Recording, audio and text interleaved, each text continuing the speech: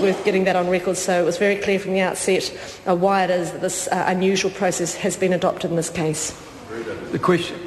I call the honourable member Stuart Nash. Thank you very much, Mr Chair. I mean, it's good to have clarification from Amy Adams, but as a first-term MP, I would like to actually seek clarification from the Minister on this one, because as Ms Adams highlighted, it was 6 weeks between the February, or Mrs Adams, between the February earthquake and the presentation of the estimates to Parliament.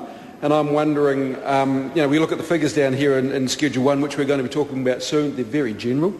And I was wondering if, in fact, there is precedent for this, or if the Minister actually simply just didn't have enough time, or he had an idea of how much money was going to be needed, but had determined that it wasn't ballpark enough or it wasn't robust enough to actually put in the initial estimates, because we're actually talking about a significant amount of money. We're talking about $28 million. Well, in the scheme of things, it's, we're talking about one specific event here. And so is there precedence around this, and what sort of decision process did the Minister go through, or did Cabinet go through, or the officials go through, when they actually came up, when they actually made the decision, no, what we will do is we will hold back from putting these costs into the supplementary estimates because it is not proper process, because the whole supplementary estimates, as we know, has to go through very good, very robust, very transparent process. But at some point, there has to be a line in the sand that does say, well, we've got to put this in here because obviously at some point we're going to be debating this next year if it's in or out. And whilst it is a lot of money, in the scheme of things, it's not a huge amount of money. I think, but potentially, again, the Minister could have just said, well, we get an indication it's going to cost us, I don't know, maybe 20 million, maybe 30 million. Let's put a figure in there and tighten up a little bit later. Or did it range between sort of 3 million and 300 million? I suppose the question I'm asking, Minister, is was the figure that unknown, or was it that wide that the Minister really felt it justified taking it out and then bringing a supplementary order paper to Parliament, to the House, for further debate on this? I mean, I know that a lot of my colleagues who are Christchurch MPs, when they were reading through the supplementary estimates, would have liked to have known that this was going to be here.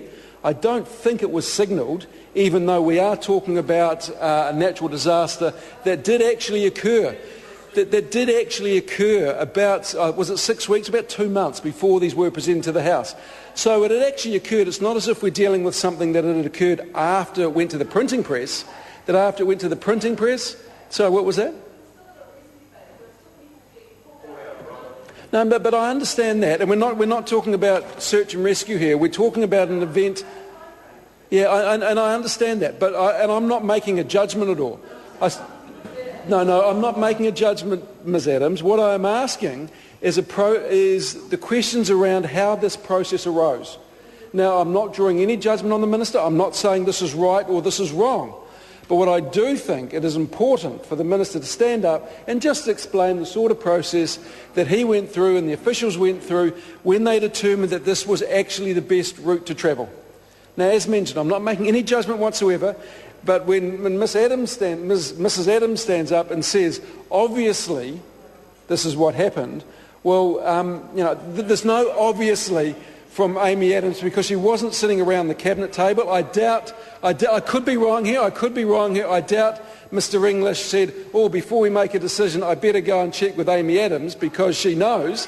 But he might have done that. But I'm just curious to know, as I'm sure some of my colleagues are, I'm just curious to know how this process arose, just so with future precedent arises, we can say, well, back in 2011, this is how the Minister did, this is the test he put in place, this is the people he consulted with, and this is how it arose. That's all. It's just a simple process. As mentioned, I'm not making any judgments, and I know the Minister has been in this House for a long time, and as a consequence, he'll understand that it is good just to take a call, just to clarify for a new member like me, because I haven't sat around the cabinet table, Mr. Chair, so I don't know how this process works. So in a way, I suppose it's a selfish call, because I'm just keen to know the process that the Minister used as well. So that's all it is. Like I said, not passing judgment in any way, shape or form, but if the Minister could just stand up and just explain to the House and the new members, and perhaps a new member like Amy Adams, because she said this was obvious, but I don't know if well, it's not obvious to me. It's not obvious to me. Now, maybe Ms Adams is a lot more intelligent than I am, and so, it's obvious to her. And I have no doubt that the Minister consulted Aaron Gilmore. I call the Honourable Minister.